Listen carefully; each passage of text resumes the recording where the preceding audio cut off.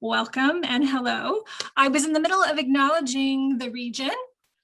So there was a moment of electricity as I was calling out our acknowledgement to the long-standing debt that we owe the Cahuilla, the Tongva, Luiseno, and Serrano peoples for their care for the air, water, and land in this region. And this is a particularly poignant subject to be focusing on as we acknowledge our debt to them in this region. We have a responsibility to acknowledge that, to call it out, to contribute to this labor, and to carry forward this co-labor into the future. So we thank them and we thank you for being here. I'm grateful to my co-hosts and to all of you.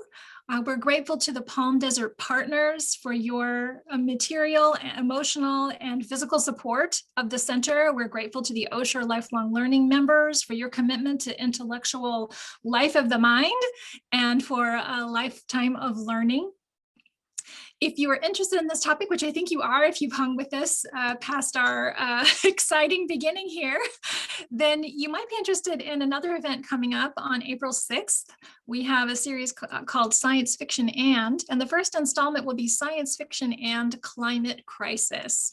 We'll be featuring the Hugo and Nebula award-winning author Kim Stanley Robinson in conversation with some folks, and it looks to be an exciting event. And we also have a project called the Patriotism Project, a series of 4 community conversations. We hope you'll find that information on either the Osher site, the Palm Desert site, or our own website at ideasandsociety.ucr.edu. All right, enough of that. Let's quickly segue into how this night will go.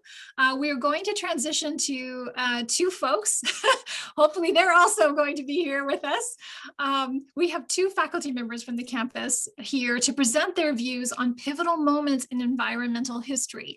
So they'll have each about 5 to 7 minutes to present their take on this topic. Then they'll have a few minutes to develop a conversation between the 2 of them, and then we'll open it up to all of us to be able to ask questions and sort of tease out some of these lines of thinking as we think about the moments in the past in the movements toward environmental consciousness, justice, and that builds this long history, and then think about the current moment and where we might go in the future. So I'll introduce them in the order that they'll be presenting here tonight. So first up will be Phillip Layman. He's an assistant professor of history at UC Riverside. And before coming to Southern California, he worked as a researcher at the Max Planck Institute for the History of Science in Berlin, Germany. He's published on the history of colonial science and early climate change theories. Quite interesting. And he's currently putting the finishing touches on a manuscript that examines the long history of climate engineering in North Africa and Europe from the late 19th to the middle of the 20th century. And our second presenter tonight is Jade S Sasser. She's an associate professor in the Department of Gender and Sexuality Studies.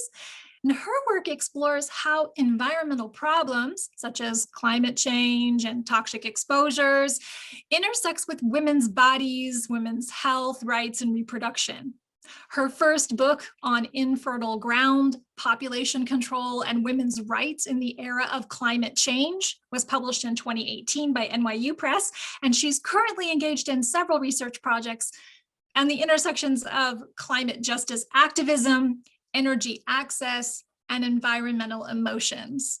So obviously they come to us with a wealth of experience. So let me get out of the way and welcome Phillip in to present for us first. Phillip, are you ready? Yes, you're both ready. All right, so I'll hand it off to you. Thank you very much, Catherine, for the introduction. And thank you, everybody, for joining us for this event. I'm going to go share my screen now, if I can do that. Let's see. All right, I hope that works for everybody. Jade, can you give me a thumbs up if you can see a black screen right now? I see a black screen, yes. Perfect. All right.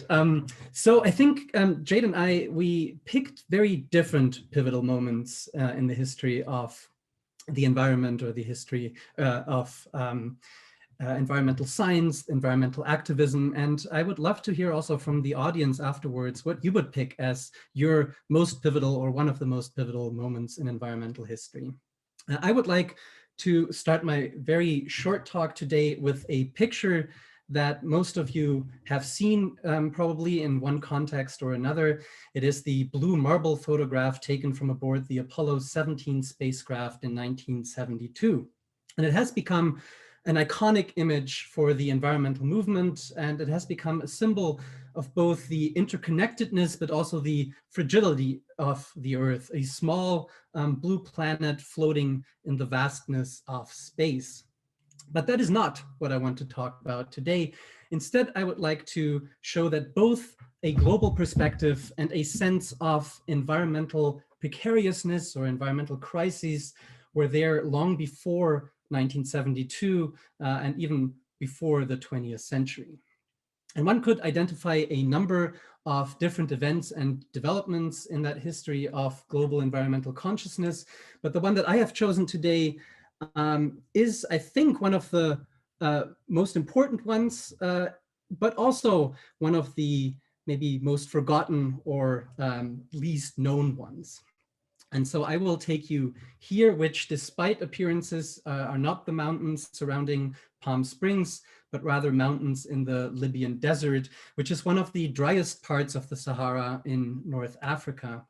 On this map, showing the relative aridity of North Africa, the Libyan desert is slapdash in the middle of the dark red zone that is the most arid zone on the border of modern-day Libya and Egypt.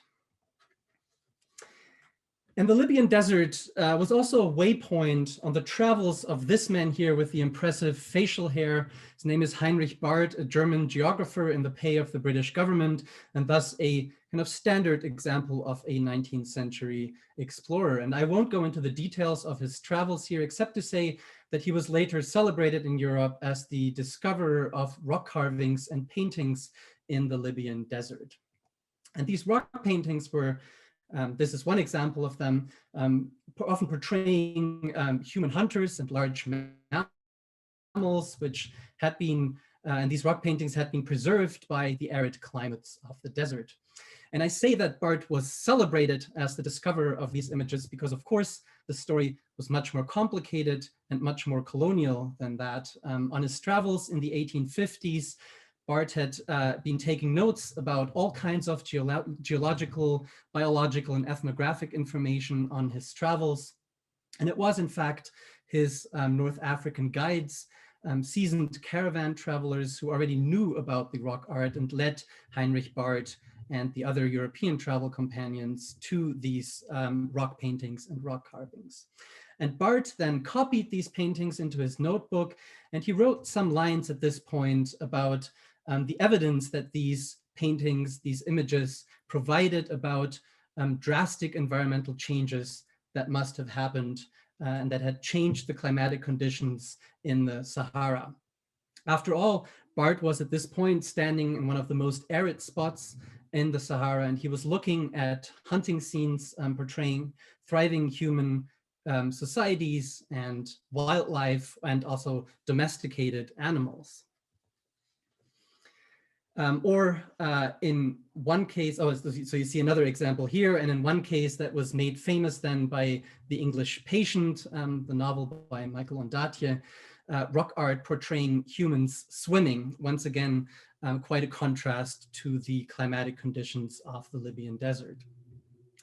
So what had happened to the environment to change so drastically from about 2,000 years ago, or at least 2,000 years ago is the time that Heinrich Barth dated the rock art to. And although Barth himself seemed to forget about the rock art rather quickly, his ruminations printed after his return to Europe would inspire a solid and ongoing discussion about large environmental and climatic changes in Africa. And at this point, there were many ideas about environmental changes floating around, most often tied to colonial legitimization strategies of indigenous neglect of nature and the alleged superiority of European stewardship.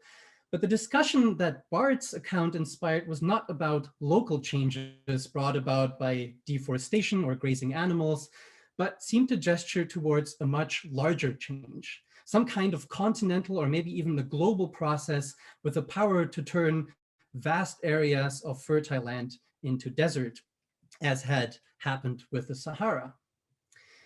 And so now the debate about these large climatic changes ultimately petered out around the turn of the 20th century. And there was no scientific consensus what had actually happened. And climatologists at this point, they could not agree whether there had actually been these large climatic changes that Bart and some others were arguing for, nor could they explain what could have caused these changes. There were ideas about orbital changes of the Earth, sunspots, volcanic activity, and there was even already a kind of nascent discussion about the effect of greenhouse gases on climatic conditions. But none of these models could be proven or disproven, and thus the discussion, as I said, petered out, and people kind of jumped off the discussion around the turn of the 20th century, although there were some continuing discussions about changing climates, especially in Africa, the Middle East, and in other arid regions around the world. But, and this is why I'm showing you this map that's on the screen right now, the debate about North African climate was important because it inspired practitioners at that time to think about large-scale or even global climatic changes that went far beyond single, well-defined and circumscribed places. And it also provided a blueprint to think about not just a collection of different local climates, but something resembling global climate that stretched around the entire globe, of course with local variations, but that became kind of the global climate system that we talk about today and the global climate that we talk about today. And you can see evidence of that in the first maps of global climates that were produced during the time in the late 19th century, such as the one on screen that was produced by the Russian-German climatologist Vladimir Köppen. He published that in a German journal at that time, and it showed the, as he called it, the world climates, or the world climate in the singular even. And it was this vision of an interconnected globe rather than the early discussions about global climatic changes that did survive into the 20th century and also long before the blue marble photograph. And just as some kind of closing comments after this kind of whirlwind history of the rock art and the climate change debate that was inspired by them, I just want to add one thought here that may connect to some of the issues that Jade will talk about next, because the data that European scientists used to construct maps like the one on the screen right now were products of colonial science. The data were collected by Europeans and by Africans working for, or often being forced to work for, colonial governments all around the world. And thus the origins of modern climate science are deeply colonial and deeply racial as well. And that's a dimension that is usually hidden by smooth data tables, or also these smooth maps of world climates and the quite beautiful maps of world climates that you see here on the screen. So that's it for my part, and I'll hand it over to Jade right now. Thank you, Philip. I think we will have lots to discuss in the discussion portion. So my slides will be shown for me if the first slide can be pulled up now.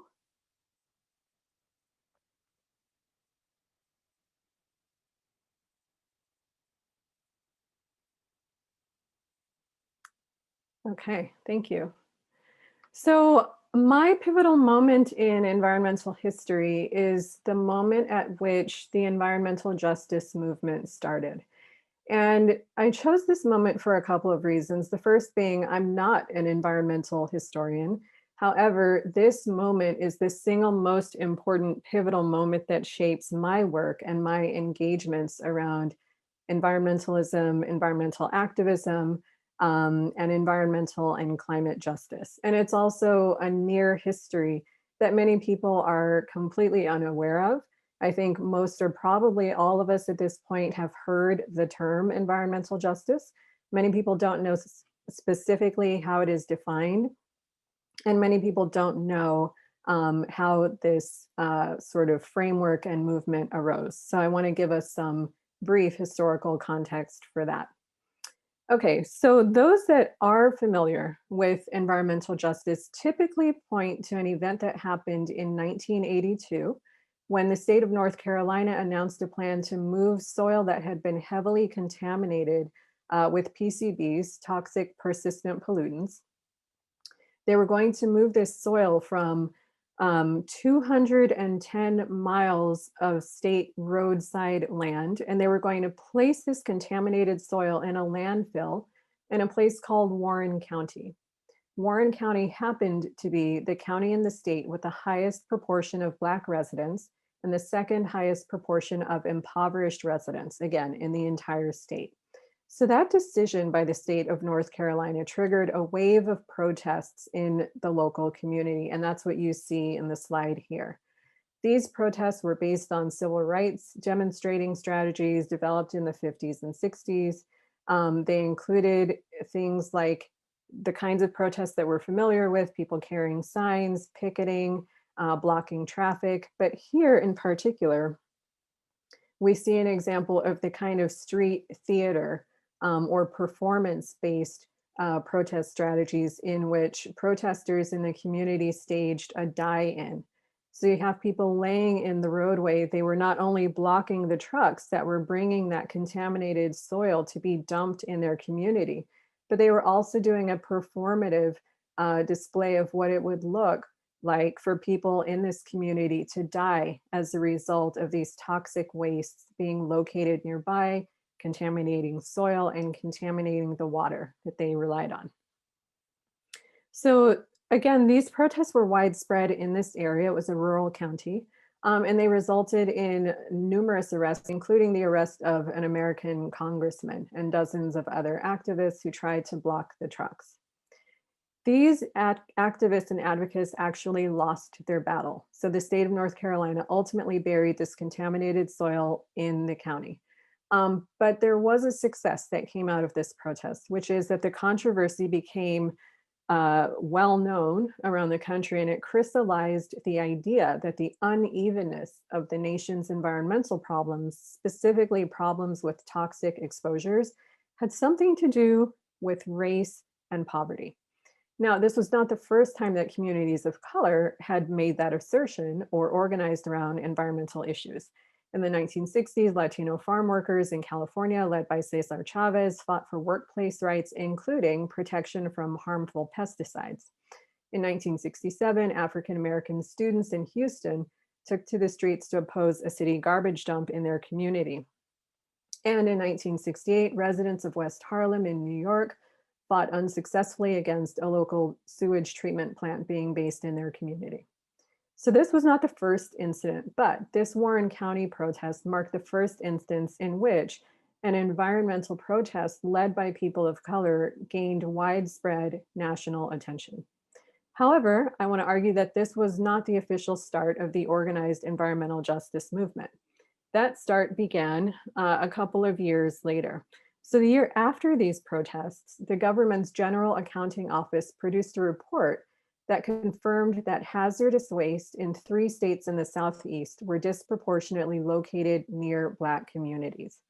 And so leaders of color began to get together and say, we know that these kinds of environmental toxic exposures have everything to do with the racial makeup of local communities, but we can't prove it, at least not systematically. We need a way of demonstrating that this isn't a series of isolated incidents. So in the year 1987, the United Church of Christ, through their Commission on Racial Justice, produced a report called Toxic Waste and Race in the US. And if you can share the next slide, please. So this was a landmark report. That's a picture of the cover of the report on the left, and on the right is an image of the launch event when that report was shared. This was a landmark report that demonstrated through a systematic nationwide analysis that 3 out of 5 Latino and Black Americans across the entire United States lived in communities that housed what the EPA called uncontrolled toxic waste sites, which means closed or abandoned sites that posed a threat to human health and the environment. So this report, it marked the first time that there was a systematic analysis and systematic data provided that showed that the demographic makeup of nearby communities was the single most important variable in determining whether a toxic landfill or polluting industry would be located there. And of those demographic elements within a community, the race of community members, specifically Black and Latino race, were the most important variables, making it likely that polluting industries or dump sites would be located nearby. Again, this was an absolute watershed moment because this type of systematic data had never been collected on such a broad scale before. And so 3 years later, building on this report, activists convened the first National People of Color Environmental Leadership Summit in Washington, D.C. And at that meeting, they created a document formally articulating principles of environmental justice. Those principles provided the foundation of the movement that we now know as the EJ movement. And they called for things like affirming the sacredness of Mother Earth, environmental policies free of discrimination and racism, and the right of impacted communities to participate as equal partners at every level of environmental decision-making. From there, building on these principles, activists and scholars defined environmental justice as an approach that identified environmental racism as a driving cause of the unequal distribution of environmental burdens and benefits in the places where we live, work, play, and pray. Finally, 8 years later, and I'm wrapping up the comments now, 8 years later in 1999, the climate justice movement arose with a landmark report called Greenhouse Gangsters versus Climate Justice. And this report drew directly on these EJ principles that were articulated through this report and subsequent meetings. But they broadened them to apply to regional and global level institutions and policies. Climate justice was defined as an approach recognizing that, quote, the solutions adopted to ward off global warming can't fall hardest on low-income communities, communities of color, or the workers employed by the fossil fuel industry. Climate justice means fostering a just transition for these constituencies to a healthier and more just environment to work and live in. So here we are 20 years later. In 2019, the Green New Deal was introduced to Congress by Alexandria Ocasio-Cortez. It's a plan that pushes us to finally, as a society, actualize those principles across our economy. It remains to be seen whether or not we will do so, but the progress or the process of achieving progress on environmental and climate justice continues. And thankfully, there are concrete proposals introduced in government and pushed forward continuously by activists today. So I'll leave it there. And I think that Philip and I will have a brief conversation and then we'll open it up to everyone else. So I'm sure the two of you saw threads and overlaps and topics. One obvious one, just to get the crosstalk started, as folks and folks, if you're listening, which I hope you are listening, this is fascinating. Please drop your questions in the Q&A button that you'll notice down at the bottom of the webinar screen.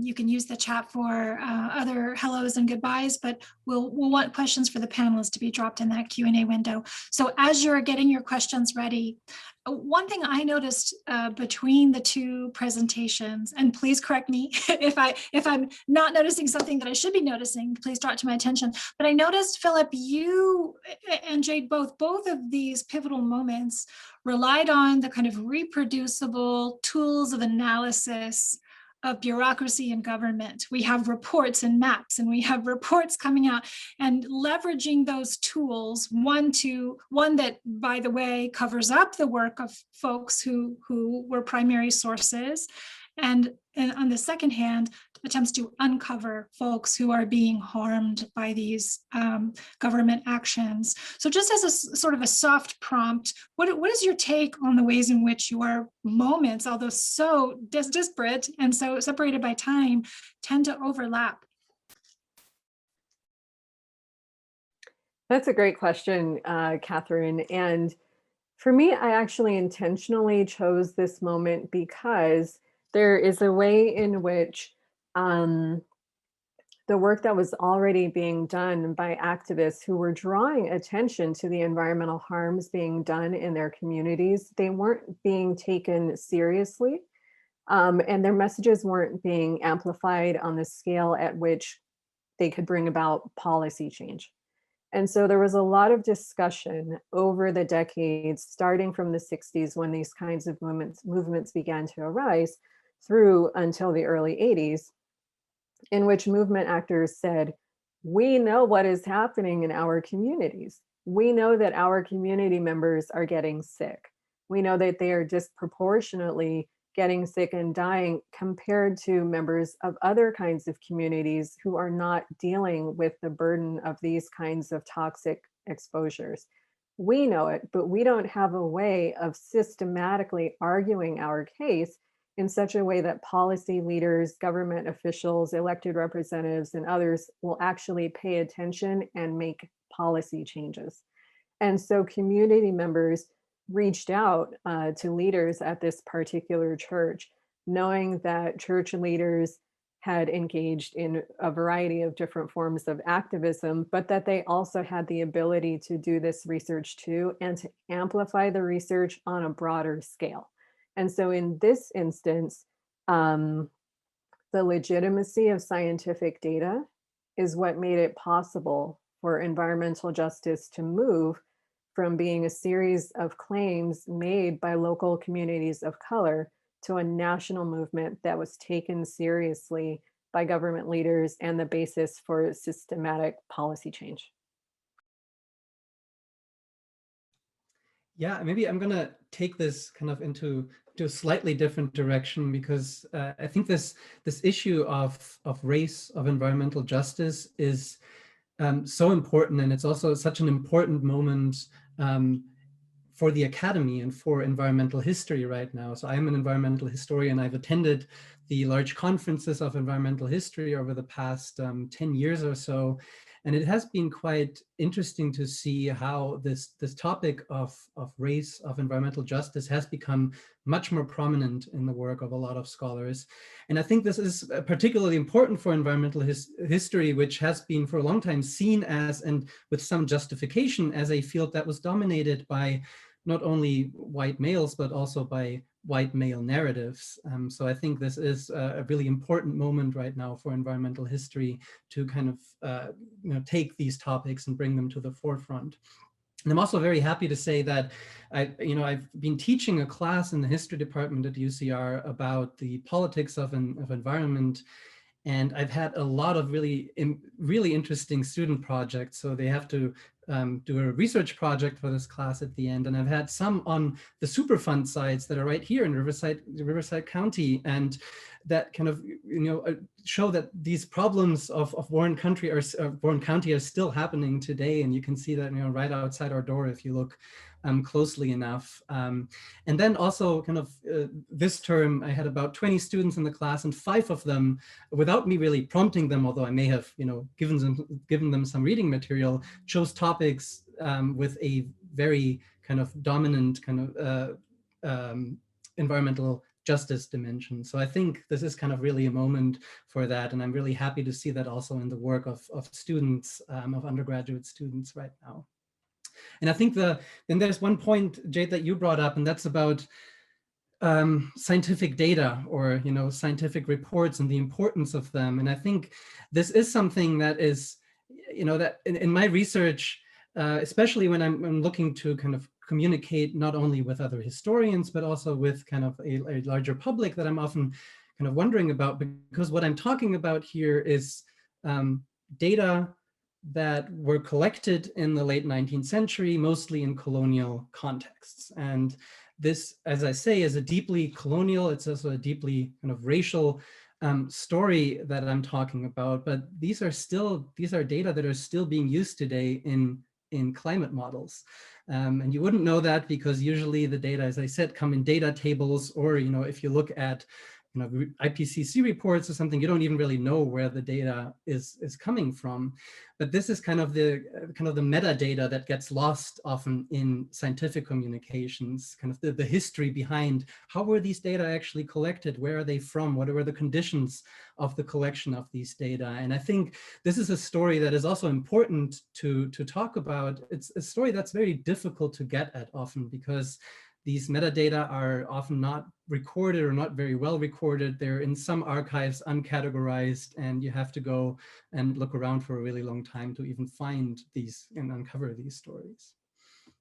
I just want to say in response briefly, Philip, I find it unbelievable, quite frankly, that anyone would still exist in a state of climate denialism, particularly given that the evidence, or at least questions and scientific study around the existence of climatic changes, the theories and proposals around climate change have been in existence for so long, and that these scientific debates have been in existence for so long as well. And to go to your earlier points around student engagement and interest around questions of environment and climate justice, at UCR in the Department of Gender and Sexuality Studies, we have a major in sustainability studies. And most of our students in that major are deeply concerned with exactly these questions. What are the issues of environmental justice that they themselves, their families and communities have experienced? Their understandings around climate change are fully informed by these questions of climate justice. So they're coming into the classroom already with really sophisticated critiques of the fossil fuel industry, of how corporations extract and use resources, of how communities of color, low-income communities, indigenous communities are really being burdened by the impacts of climate change while not experiencing the benefits that these other actors are creating for themselves. And so what I find is really exciting is that young people are very much at the forefront of the movement for climate justice, but I think it's also important that we in older generations don't put all of the burden of responsibility on young people for finding all of the solutions and saving all of us when older generations have created and sustained the problem. Yeah, that's definitely true. Very important point there. And I think another anecdote, just kind of to your point on kind of the engagement that students have even before, coming to UCR or coming into the classroom, is that, I have them usually read Merchants of Doubt, kind of a book that uncovers the background, the political and economic background to climate change denialism. And it is well written. It's an engaging book, but also the student response that I often get now is, yeah, we know that already. So like, let's move on from that, which, I find really, really exciting that, the students are already one step further than I think definitely I was at their age.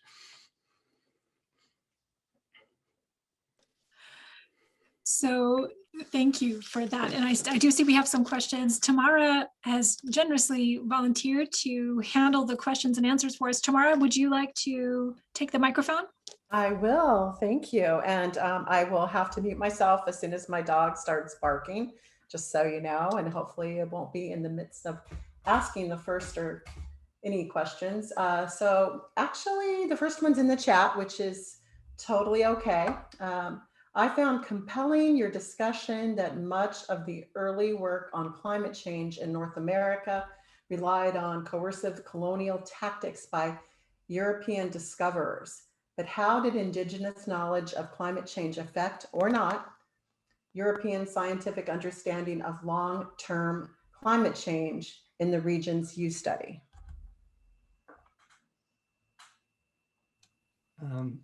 Great question, Steve. So it's a very complex story, as in so many cases, but because the indigenous contributions were often explicitly, or I guess explicitly written out of the stories. And so it's a really kind of difficult job to uncover them.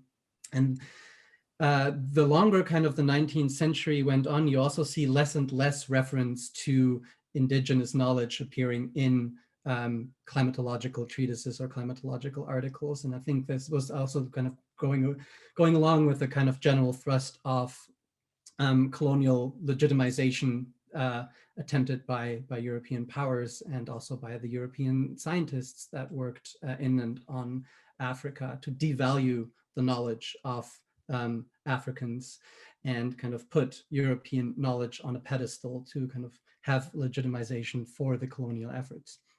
But it still found its way in there, because when Europeans first kind of started to survey and do climatological surveys of colonies in Africa, and they needed to do that because they wanted to know what kind of economic potential these colonies had. They kind of approached the environments with a very European mindset of kind of, regular seasons, usually 4 seasons, and annual rainfall statistics. But that doesn't tell you very much in kind of semi-arid or arid environments, which work very different with kind of rainy seasons rather than kind of the European seasonality that we have. And there you can actually find kind of explicit references often to indigenous knowledge and indigenous informants that, basically taught the colonizers and the colonial scientists on how to report on climates in the region. And your question was particularly about kind of large climatic changes. And there it was often, at least kind of earlier in the 19th century. This is really kind of the period from 1850 to 1870, before kind of the time of high imperialism in the late 19th century, is that Europeans did often use narrative accounts and kind of oral accounts by Africans to kind of argue for environmental changes that had happened, over 1, 2, or maybe even further generations back. On the other hand, though, as the 19th century went on and Europeans needed more climatological information about past environmental and climatic conditions, they then often valued Roman and Greek accounts from antiquity over African accounts. Thank you. I'll go to the next question. This one is in the Q&A. Alejandra says, thank you so much for these fascinating comments. I was really struck by how differently you both thought about what pivotal moments are. So I know you explained why these moments, but I would love to hear you think out loud about these differences. Thanks again. These talks are great. Thank you. So that's to both of you.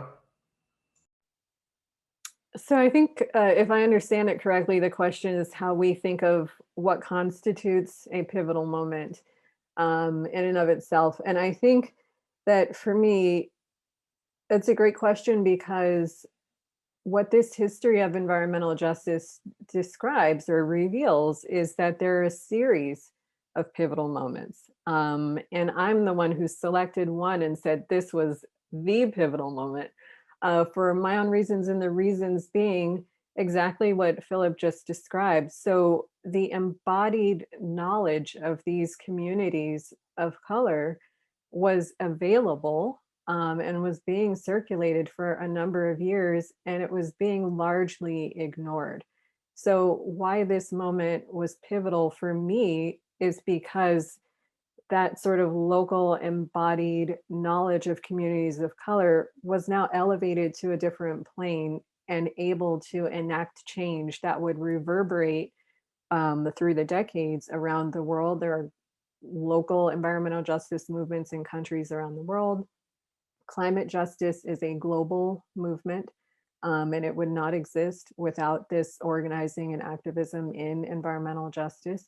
But again, the ability to go from local embodied knowledge of these really very marginalized community members to a cohesive, organized movement on a national scale that was given attention. It's the question of scale that for me defines what made the moment pivotal. That's actually a perfect transition point, because it's also scale that I was thinking about, though kind of in a different way. Because for me, if you look at the environmental movement today, and especially kind of also the climate change debates, climate change politics that is happening today, it's often about the global, right? It's the global climate, it's global warming. And it's an important term, but it's also a very problematic term. I won't go into the details of that, but I think we definitely have something that resembles kind of a global environmental, global climatic vision these days, that we think of the Earth as kind of a single system, and the climate as kind of a single system that works all around the globe.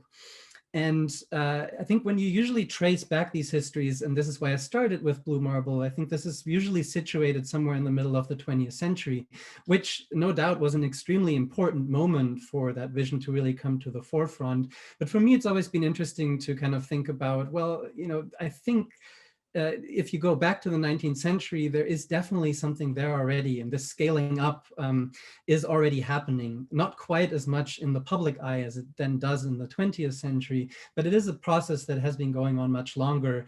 And then, the moment that I chose in the end is clearly from my own research, and is something that I've been thinking about. You could also choose other ones, but I do think this is one that is really important, and it's one that is mostly forgotten, or at least kind of not talked about very much. Thank you both. We have another question. This is from our friend Jennifer Prado. Regarding the disconnection between the data and the sources and stories behind them, I'm wondering how much of a factor do either of you think that perhaps the veil of objectivity under which science is conducted, reported, etc., plays in how we address environmental justice? That's a great question. And I would like to say that when it comes to environmental justice, this was completely citizen-driven science. And what I mean by citizen is members of the affected communities organized together. They called for this study to be done. They organized with leaders of the church. They participated in the Racial Justice Commission that produced the report. So I would argue that the veil of objectivity is a very permeable veil in this instance, because this is values-driven science in which the most impacted community leaders were at the helm. And they specifically called for a scientific report to be written in order to legitimize all of the organizing and activist work that they had already been doing that wasn't being legitimated on a broader scale. I would argue, though, that where we are today is very different. I think there's a broad recognition that the lived embodied experiences of frontline communities, those that are impacted most by environmental and climate injustice, that the stories, the lived experiences speak with authority and power. And so there certainly is scholarship that is produced to sustain environmental and climate justice work. But community stories, narrative storytelling, community testimonials, and certainly community organizing and activism are very strongly valued within these movements, and they're not eclipsed or overshadowed by science. In fact, that's one of the explicit sort of things that both EJ and CJ principles reject, which is a scientific perspective that does not embrace and foreground lived experiences of frontline communities.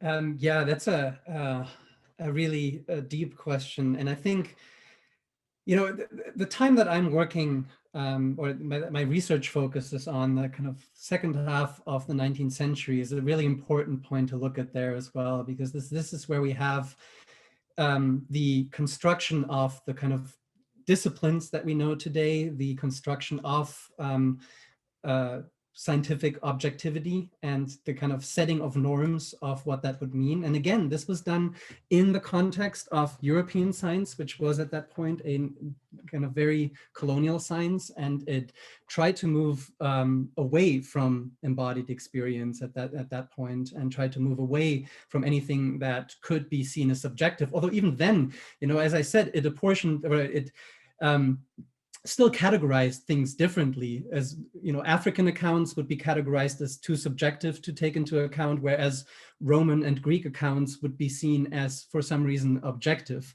So there's still kind of the sorting on under a very kind of European and colonial gaze that's going on of what is objective and what is not.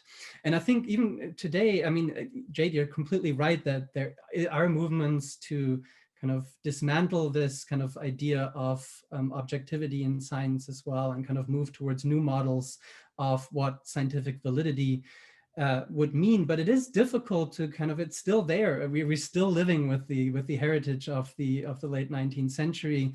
And I think this is often also the point where kind of modern climate science it doesn't do the greatest job, and that is going from these kind of large visions of the global to what is actually going on in the local communities, and how will climate change affect different communities differently. I think there's a lot of people actually working on that, but it's often not the climate scientists themselves.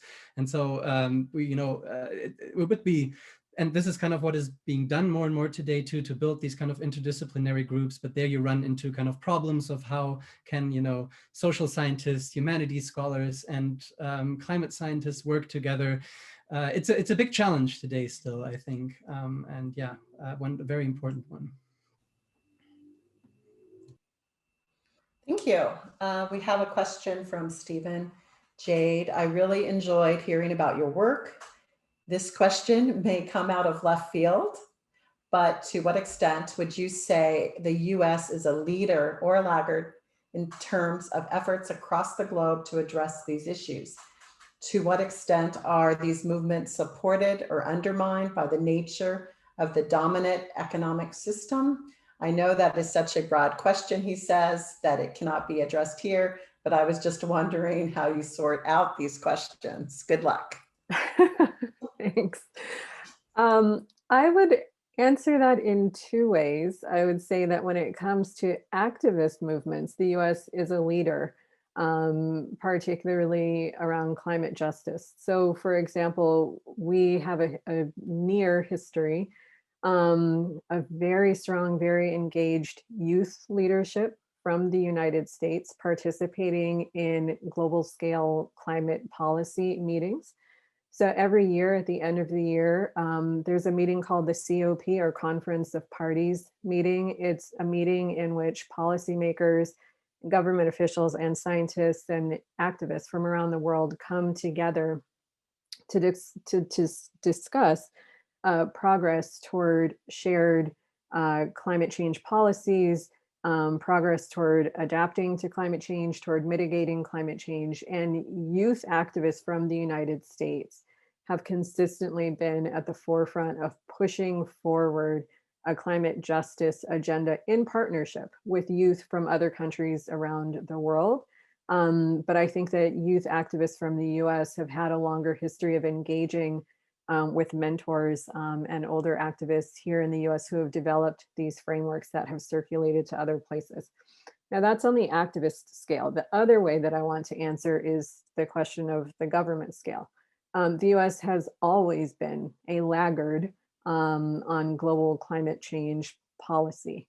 And we all know that very recently, politically, we were an outlier in the most embarrassing way because our government had pulled out of the Paris Agreement, which was the first legally binding international policy to address climate change. We are now back in that agreement, but consistently from the first time that there was an international policy instrument to address climate change, which was the Kyoto Protocol in 1997, the United States did not ratify it. I myself have participated in these international climate change meetings, and the US is always discussed as the biggest, most important bad actor in terms of really not pushing the world forward on effective climate policy. So are we leaders? Yes, in terms of activism, especially with our youth. Are we laggards? Absolutely, in terms of government action.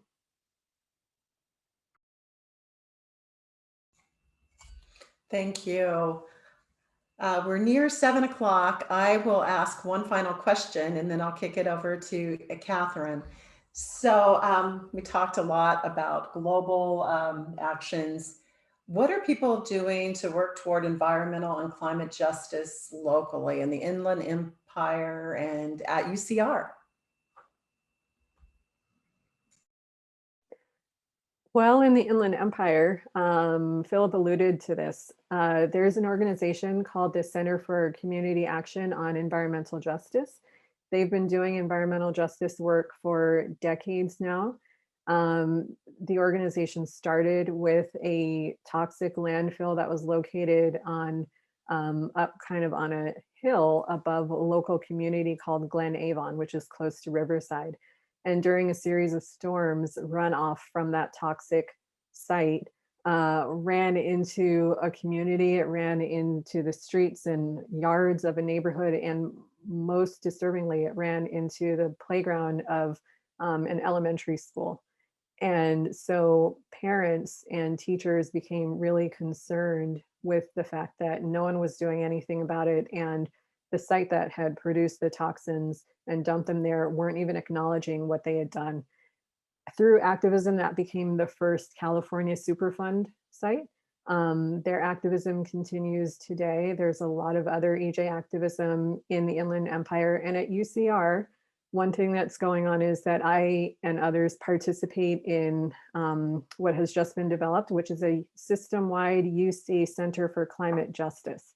And that center is launching on Earth Day, April 22nd, as well as the 23rd. People can come and participate virtually. There will be lots of activities. You can learn a lot about climate justice and have fun. There will be music and spoken word performances. So I'll send around a flyer. Please come. Yeah, I don't have very much to add for that. I mean, in UCR, there's a number of kind of also interdisciplinary research groups, like the Breathe cluster, for example, that deals with kind of air pollution and climate change as well. And there's other research clusters, other kind of interdisciplinary groups that are working on the issue. And yeah, and in the Inland Empire, there's a couple of groups as well. And there's also a couple of local politicians that are really concerned about this problem. So I think it's always, it makes a lot of sense sometimes to go to some of the city hall meetings and community meetings and kind of hear what's going on in your community, whether it be Palm Springs or Riverside or San Bernardino. I do want to really quickly add one thing to one of the biggest fights in the Inland Empire around environmental justice today is the fight between the logistics industry and local communities. The logistics industry is associated with a lot of air pollution because of diesel trucks that are running through the Inland Empire. And so CCAJ, the organization that I mentioned, they are at the forefront of a lot of efforts and coalition building to address that logistics industry and to amplify the voices of frontline communities who are exposed to chronic air pollution, and to sort of bring this up to current context. Long-term exposure to air pollution is associated with worse outcomes from COVID-19. So these issues are ongoing, they expand in new ways, and we must remain vigilant and partner with community members in their struggles for justice.